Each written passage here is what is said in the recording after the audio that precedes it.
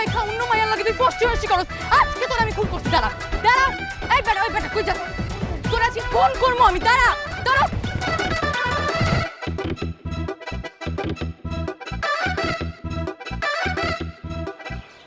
ওই দাঁড়া দাঁড়া, যাবি না যাবি না।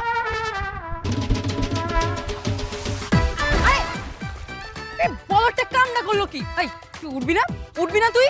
আমি না আর কোনোদিন এমন কোন আমার এবার মতো মাফ করে দাও না। যেই মায়ের কাছে আমার তালাক দেওয়ার গল্প করতেছিল ওই মায়ের ক যে এখন আইসা বাঁচাইতে। আমি কোনো তালাকে গল্প করি নাই তো, আমি খালি অল্লকে একটু খাড়া খাড়া কথা কইতেছিলাম, আর কিচ্ছু কই নাই।